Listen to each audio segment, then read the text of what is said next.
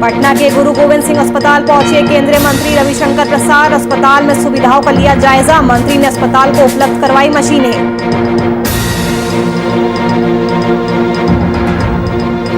बिहार की खराब स्वास्थ्य व्यवस्था को लेकर आरजेडी का हमला। आरजेडी ने नीतीश सरकार पर कोरोना काल में जनता के साथ गद्दारी करने का लगाया आरोप। जीतन राम मांझी ने किया ट्वीट कर नीतीश कुमार को दी बधाई। कोरोना में कमी लाने के लिए सीएम को किया धन्यवाद।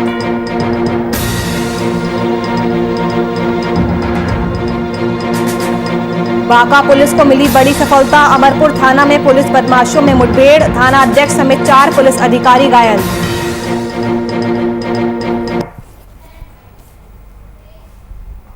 नमस्कार, वीआईपी न्यूज देख रहे हैं आप। मैं आपके साथ नुपुर सक्सेना। रुक करते हैं खबरों की ओर। पटना सिटी क्षेत्र के गुरु गोविंद सिंह अस्पताल में केंद्रीय मंत्री रविशंकर प्रसाद पहुंचे और उन्होंने अपने कोटा से गुरु गोविंद सदर अस्पताल को मशीनें उपलब्ध करवाई। इस दौरान उन्होंने मीडिया से बातचीत के दौरान क्या कुछ कहा, सुनिए।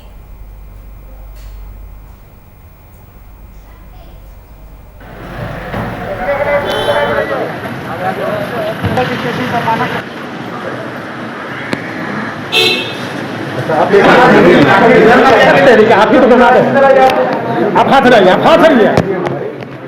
आगे सर, नवीन भी हाँ तेरा क्या समन्वय और संकल्प की जरूरत।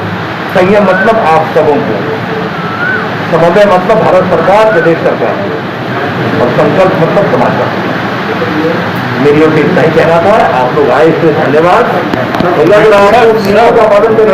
सर वैक्सीन की भी लगातार कमियां आ रही है, उनको कैसे दूर करें? चौथा दिन है जब वैक्सीन नहीं पड़ रहा है। मैं फिर आपसे एक बात कर रहा हूँ, इस बात को आप समझिए। भारत का अभी का प्रोडक्शन जितना हो रहा है वो और आगे बढ़ रहा है। हॉर्स ट्रेडिंग मामले को लेकर बड़कागांव विधायक अंबा प्रसाद ने प्रेस कॉन्फ्रेंस कर बीजेपी पर जमकर निशाना साधा। वहीं पूर्व मुख्यमंत्री रघुवर दास पर गंभीर आरोप भी लगाया। उन्होंने पूर्व मंत्री योगेंद्र साहू और पूर्व विधायक निर्मला देवी को प्रताड़ित करने का भी आरोप रघुवर दास पर लगाया है। इस दौरान उन्होंने कहा कि सरकार में रहते उन्होंने कई तरह के गंभीर आरोप लगाकर मेरे पिता और माता को और भाई को पूरी तरह से फंसाकर राज्य बदर और जेल भेजने का कार्य किया था। और कांग्रेस की सरकार बदले की भावना से राजनीति नहीं करती है। कानून अपनी जांच कर रही है और राज्य के मुख्यमंत्री यानी हेमंत सोरेन जी से आग्रह है कि इस पर निष्पक्ष जांच हो, जो भी दोषी होंगे उस पर कार्रवाई की जाए।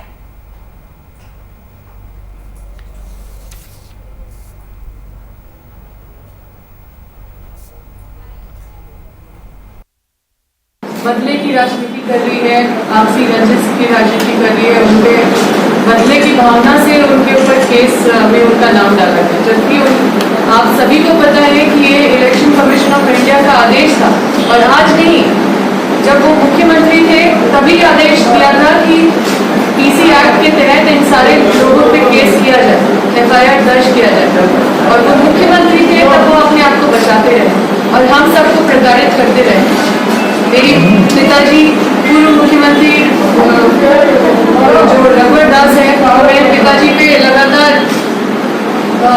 दबाव डालते रहे, डराते रहे, धमकाते रहे, लोग देते रहे, तरह तरह के लोग देते रहे, लेकिन फिर भी मेरे पिताजी पूर्व मंत्री योगेंद्र साहब वो कभी भी उनके डर पे या फिर उनके वोट पे नहीं गए और हमेशा पार्टी के प्रति, लोगों के प्रति समर्पित रहे, ईमानदारी।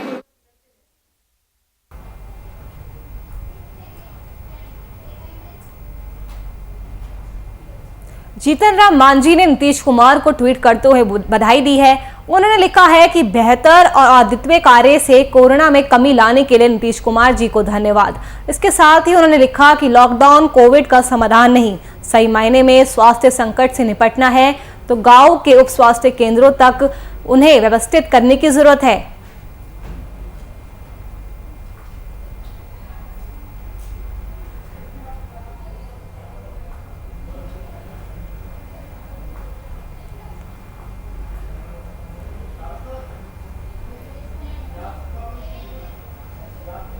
बिहार में जारी लॉकडाउन के बीच मुख्यमंत्री नीतीश कुमार ने लगातार 2 ट्वीट करते हुए लिखा है कि राज्य के विकास में जीविका दीदियां महत्वपूर्ण योगदान दे रही है। जीविका की ये यात्रा हम सभी के लिए प्रेरणादायक है। तो नीतीश कुमार ने जीविका दीदियों की तारीफ की है। उन्होंने लगातार 2 ट्वीट की है और उन्होंने कहा है कि इन दोनों का योगदान बहुत ही अहम है।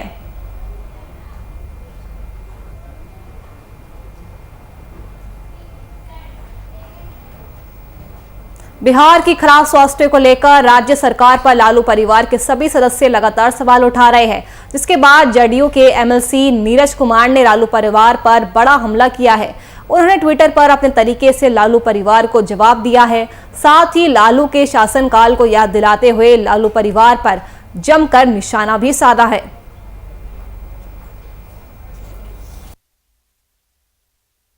कारित मुजरिम माननीय लालू प्रसाद, जिनको अपने दल के विधायकों से संवाद करने में ऑक्सीजन लेवल नीचे चला जाता है और ट्वीट लेवल ऊपर हो गया है, ये गहन जांच का विषय है। स्वास्थ्य व्यवस्था की चुनौतियों से बिहार लगातार उस दिशा में काम कर रहा है।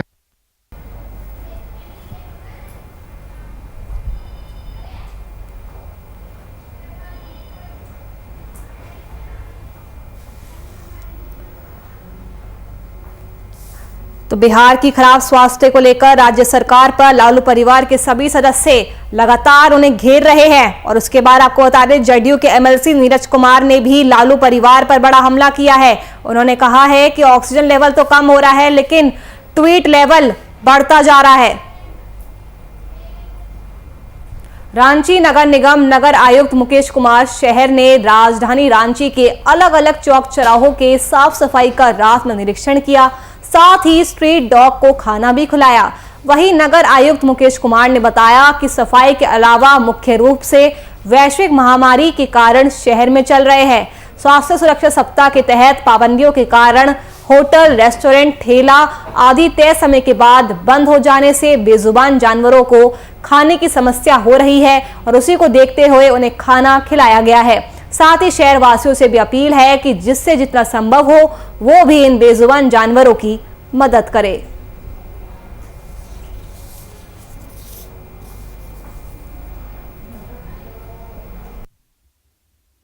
लेकिन एक हिस्सा जो है ऐसे स्ट्रीट डॉग्स का भी है और ये ऐसे कई जो है ऐसे जानवर जो अपनी बात नहीं रह सकते हैं और या जिनके पास खाने का कोई इंतजाम नहीं है, और जो एक्जिस्टिंग इकोसिस्टम था जिसकी वजह से इनकी फीडिंग हो जाती थी किसी ठेले वाले की वजह से, किसी दुकान की वजह से, किसी होटल की वजह से, वो भी लॉकडाउन की वजह से पूरी तरह से प्रभावित है।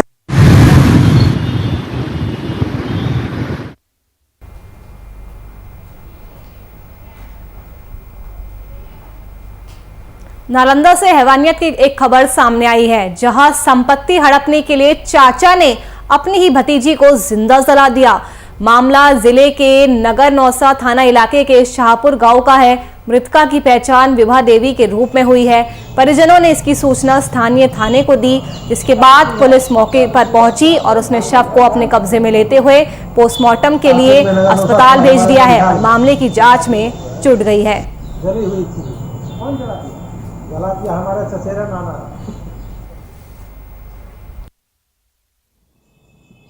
वो लोग हमारी माया नाना को माथा फाड़ के मारे। उसका भी केस नगर नौसा थाना में था। उस सदर हॉस्पिटल में इलाज हुआ था, 27 टंका पड़ा था। उसका भी पेपर में उस टाइम आया था न्यूज।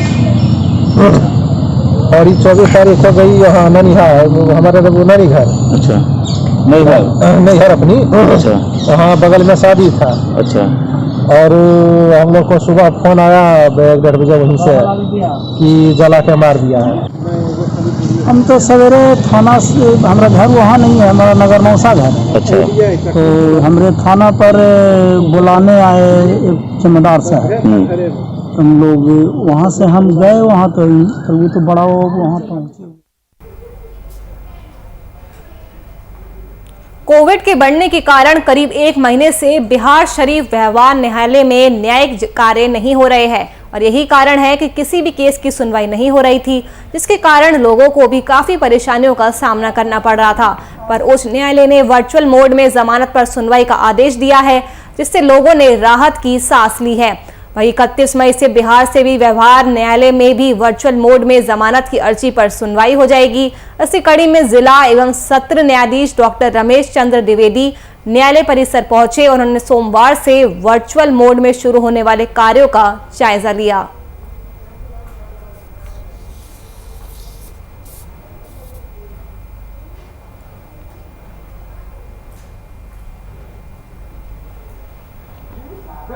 खुलने वाला था सर, क्या हाँ, तो कोर्ट तो अर्जेंट वर्क के लिए खुला है। जैसे हमारे यहाँ रिमांड, अब तक रिमांड ही हो रहा था, लेकिन हाई कोर्ट का डायरेक्शन है कि नहीं, अर्जेंट मैटर में बेल भी है, जो केवल जेल ही जाना ठीक नहीं है।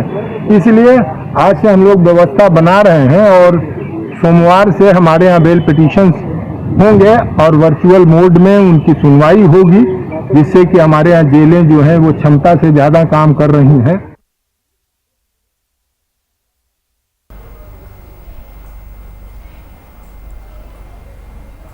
देश में लॉकडाउन को लेकर प्रवासियों का अपना घर लौटना जारी है, लेकिन अब तक सरकार ने प्रवासियों के लिए कोई भी मूलभूत सेवा जारी नहीं की है। ये ताजा मामला गढ़वा के डूबे गांव का है, जहां सुविधा के अभाव में प्रवासी मजदूर की जान चली गई।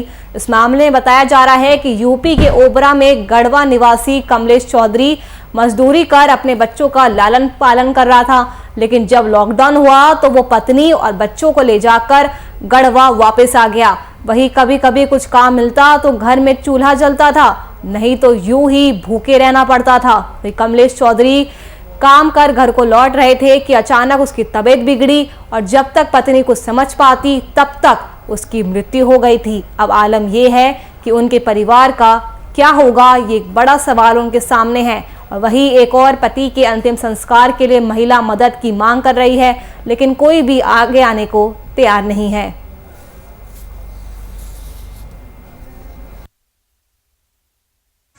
स्थिति तो बहुत ज़्यादा विकट रहा है भैया कि मतलब इसमें क्या कह सकते हैं। उस गरीब को ये सब कहिए जिसमें अगर कुआं में तलहटी में पानी है उसको निकालने का जो व्यवस्था नहीं है, वैसा परिवार है ये। मतलब खाने का नहीं है, एक टाइम खाता, 3 टाइम 2 टाइम बिना खाए रहता। ऐसे परिस्थिति में ये लोग रहा है। हम जनप्रतिनिधियों से आग्रह करते हैं, हाथ जोड़कर विनती करते हैं कि इस पर जरूर ध्यान दें। ये लोग ऐसा है भैया कि मतलब 4 कंधा लगाने वाले लोग नहीं है, 4 छोड़ी यहाँ पे 2 लोग नहीं है कंधा वाले, तो इनको मतलब इनका दाह संस्कार किया कैसे जाए। बांका जिले के अमरपुर थाने पर बदमाशों द्वारा हमला करने के आरोप में पुलिस ने 6 लोगों को गिरफ्तार किया है।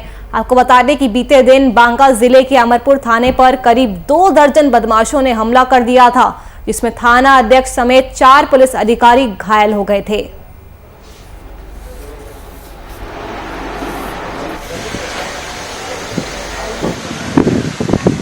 राजा सिंह को माथे में चोट लगी है। जी सर, ये घटना जो सुबह हुई अचानक, कितने बजे की घटना है सर? लगभग 8 साढ़े 8 बजे। कितने लोग थे सर? लगभग 15-20 लोग। अचानक थाने पे हमला किया। हाँ। कितने सर पुलिसकर्मी जख्मी? 4 तो अभी 5 हुए कुल, हमको हाथ में लगा है चोट।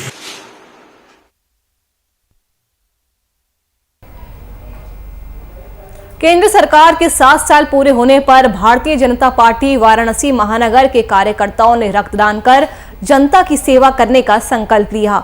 इस कार्यक्रम में प्रमुख रूप से उत्तर प्रदेश सरकार में राज्य डॉक्टर नीलकंठ तिवारी, रविंद्र जायसवाल, महानगर अध्यक्ष विद्यासागर राय के साथ सैकड़ों कार्यकर्ताओं ने केंद्र सरकार के 7 साल पूरे होने पर रक्तदान किया। साथ ही संकल्प लिया कि पिछले 7 साल में केंद्र सरकार जैसे जनता की सेवा कर रही है, उसी तरह रक्तदान करके हम भी जनता की सेवा करेंगे।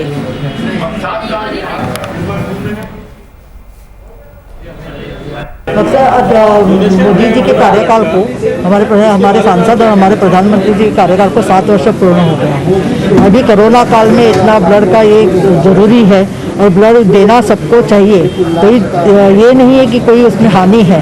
ब्लड देने से एक अच्छा ही रक्तदानी है, किसी और को जो जिनको जरूरी है उसको हम लोग ब्लड दे सकते हैं, उनको भी लाभ मिल सकता है ताकि वो स्वस्थ रहे। मेन कोरोना में यही कहा गया है कि स्वस्थ रहे, मस्त रहे, मास्क लगाए, ये उद्देश्य था। देश के प्रधानमंत्री आदरणीय मोदी जी का 7 वर्ष का कार्यकाल पूर्ण हुआ है, तो उत्तर प्रदेश भारतीय जनता पार्टी संगठन ने इस उल्लास को, इस उत्सव को देश के लिए और कुछ अर्पित करके और कुछ समर्पित करके मनाने का निर्णय लिया, जिसमें सभी ने तय किया कि मोर्चे के अपने युवा मोर्चा, महिला मोर्चा, अल्पसंख्यक मोर्चा और ओबीसी मोर्चा, सब मोर्चे के अपने युवा कार्यकर्ता रक्तदान करके देश के निर्माण में हमारी और सहभागिता हो। आदरणीय प्रधानमंत्री जी के नेतृत्व में केंद्र सरकार का 7 वर्ष, अभूतपूर्व 7 वर्ष पूर्ण हो रहा है। इस संदर्भ में जब भी 7 साल भर का कार्यकाल पूरा होता है, 6 महीने का कार्यकाल पूरा होता है, आदरणीय प्रधानमंत्री जी द्वारा एक परंपरा बनाई गई कि हम प्रत्येक साल पर, प्रत्येक 6 महीने बाद जो भी काम करते हैं उसका रिपोर्ट कार्ड जनता को देंगे। कोरोना जैसी आपदा काल में चारों तरफ जनता अपने जनप्रतिनिधियों को सहायता के लिए खोज रही है, लेकिन ये नेता अपनी रंगबाजी में मस्त है।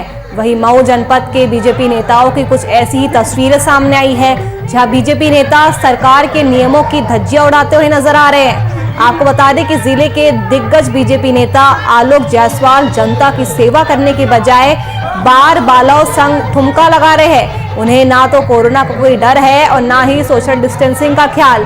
किसी के चेहरे पर मास्क भी नजर नहीं आ रहा है। इनके पास जनता की सेवा करने के लिए कोई समय नहीं है, लेकिन बगैर सोशल डिस्टेंसिंग का पालन किए पूरी भीड़ में नोटों की गड्डियां ताजी से लुटा रहे हैं। बताते चले कि आलोक जायसवाल पूर्व जिला पंचायत अध्यक्ष, प्रतिनिधि, ग्राम प्रधान भी रह चुके हैं।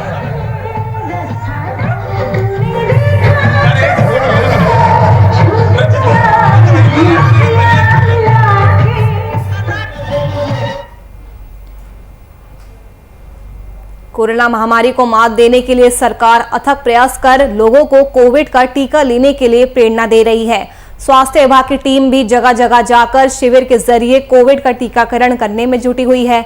वहीं सारण के डीएम ने भी कोरोना वैक्सीन एक्सप्रेस की शुरुआत की है, पर मशरक पूर्वी पंचायत की वार्ड 10 के महादलित टोले में पहुंची स्वास्थ्य विभाग की टीम टीकाकरण में खाता भी नहीं खोल सकी।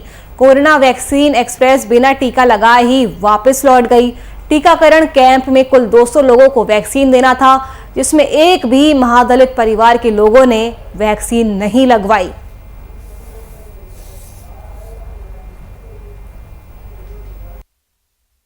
आज बड़ी मुश्तली में टीकाकरण था, जिसमें वहाँ पर हॉस्पिटल में टीम से यहाँ पर पहुँचे हुए हैं और लास्ट कोशिश करने के बाद इनको समझाए हैं, बहुत कोशिश की है कि इनको टीका लिया जाए। इस टीका लेने के चलते कोरोना जो है बीमारी जो फैला हुआ है वायरस दूर हो, मगर कोई ने टीका नहीं लिया। बोला कि नहीं टीका हम लोग नहीं लेंगे, कोई बात होगा कि इन लोगों को अफवाह हो गया, पहले से टीका लेने के बाद आदमी मर जा रहा है 2 महीने 3 महीने के बाद। दुमका जिले के शिकारीपाड़ा थाना क्षेत्र में कोयले का अवैध कारोबार तेजी से फल फूल रहा है। वहीं पुलिस ने 25 बोरा कोयला लदा एक चाइना ट्रॉली को बरामद किया है। पुलिस इस मामले में एक वाहन चालक को भी गिरफ्तार किया है। वहीं इस संबंध में दुमका एसडीपीओ नूर मुस्तफा ने बताया कि 25 बोरा कोयला जब्त किया गया है और गिरफ्तार चालक से पूछताछ के बाद उसे जेल भी भेज दिया गया है।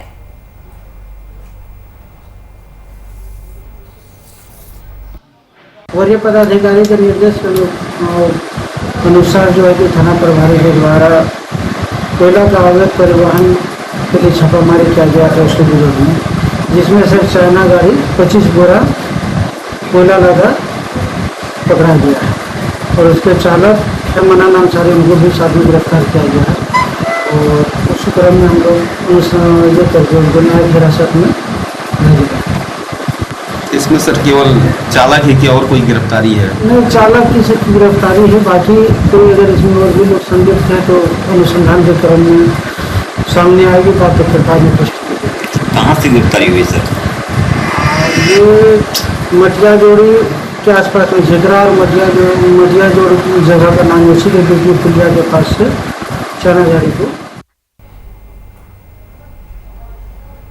वहीं यास तूफान ने किसानों पर अपना कहर बरसा दिया है। पिछले 48 घंटों की बारिश से खेतों में तैयार फसल पूरी तरह से नष्ट हो गई है, जिससे किसानों को भी भारी नुकसान पहुंचा है। आपको बता दें कि नई फसल को तैयार होने में लगभग 4 महीने का वक्त लगता है। उस दौरान किसान दिन रात मेहनत कर फसल को तैयार करते हैं। ऐसे में यास तूफान से हुई क्षति की भरपाई कर पाना किसानों के लिए एक बहुत ही ज्यादा मुश्किल साबित हो रहा है। किसान पहले से कोरोना के कारण हुए लॉकडाउन की मार झेल रहे थे और ऐसे में जब लॉकडाउन खुलने की उम्मीद जगी तो तूफान ने किसानों की ये एकमात्र उम्मीद भी खत्म कर दी। अब ऐसे में किसानों का क्या होगा, ये एक बड़ा सवाल है। लगातार बारिश के कारण सारे फल सब्जी बर्बाद हो रहे हैं और हम लोगों को मार्केट बेचने के लिए नहीं मिल रहा है। लॉकडाउन के कारण मुसीबत ज़्यादा बढ़ गई है। जो भी पूंजी लगा हुआ था वो सारा पानी के कारण बर्बाद हो गया। वर्षा होने से किसान को, जैसे हम ही लोग को बहुत ज़्यादा नुकसान हुआ। जो फसल अच्छा था वो फसल पानी के द्वारा बर्बाद हो गया, फल भी पूरा झड़ गया और जो फल बचल है वो सड़ने लगा है। इससे हम लोग किसान को बहुत भारी क्षति पहुंची। कोरोना काल में जहां लोग मदद के लिए बढ़ चढ़कर आगे आ रहे हैं, वह रांची की रहने वाली एक समाज सेवी बबीता वर्मा सिंह लॉकडाउन के दौरान पिछले 23 अप्रैल से हर दिन झुग्गी झोपड़ियों में जाकर उनमें रहने वाले और असहाय लोगों को निःशुल्क भोजन करा रही है। वह बबीता वर्मा सिंह घर में खुद खाना बनाती है और भूखे लोगों को अपने हाथों से परोसती भी है। बबीता सिंह का कहना है कि भूखे को भोजन कराना बहुत ही नेक कार्य माना जाता है। आपको बताते चले कि इस महामारी के दौर में बबीता वर्मा सिंह और इनके जैसे कई लोग हैं जिनकी कोशिशों से जरूरतमंदों को काफी मदद मिल रही है।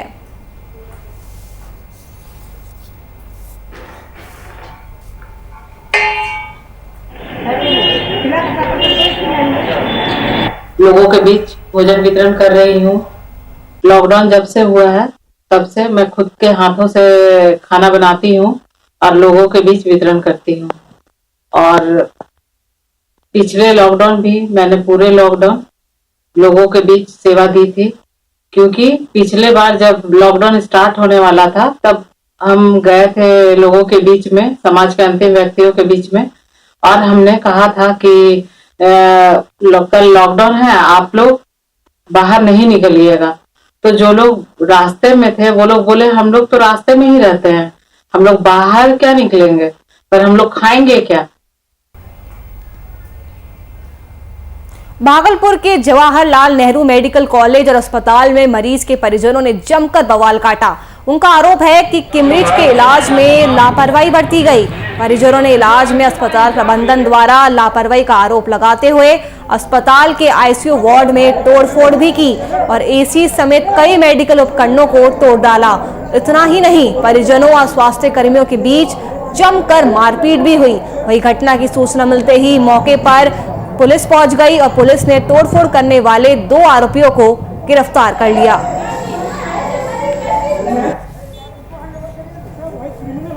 प्रीति कुमारी नाम की पेशेंट भर्ती है अस्पताल में। जी जी। तो सीरियस 15 तारीख से भर्ती है। उनके सीरियसनेस के बारे में बार बार बताया जा रहा है। तो जैसे एक लड़का आया और भीतर जाके गार्ड लोगों को भी बेइज्जत किया, गाली गलौज करके भीतर घुसे। ठीक है। मना करने के बाद भी जाके भीतर पेशेंट सिस्टर से लड़ाई करने लगा, जब स्टाफ काम कर रहे थे उनसे लड़ाई करने लगा। लड़ाई करने के बाद जाकर वहाँ जो कुर्सी लगा हुआ है उसका शीशा उसको तोड़ दिया, जो आपने देखा है। जी जी। निकल के फिर बाहर आके उसी तरह सारे गार्ड से उलझ गया हूँ। उसके बाद उसके साथ एक लड़का है जो डंडा लिए हुआ होता था, वो डंडा लेकर लग रहा था कि हम लोग को मार देगा। हम लोगों ने उसको समझाया, समझाने के बाद भी जब नहीं सुना तो गार्ड साहब लोगों ने उसको पकड़ कर पुलिस में हैंड।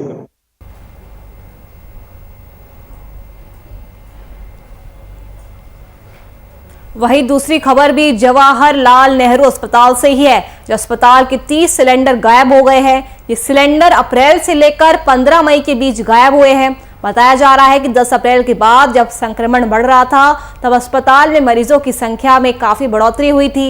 उस दौरान कई मरीजों को अस्पताल में सिलेंडर मिले तो कईयों ने बाहर से मंगवा लिया था।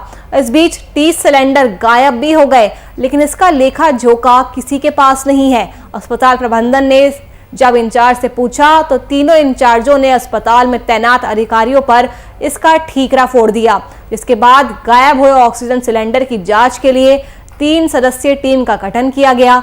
ये टीम गायब सिलेंडर होने की हर पहलू की उसकी जांच करेगी और उसके बाद जो भी सामने आएगा वो पेश करेगी।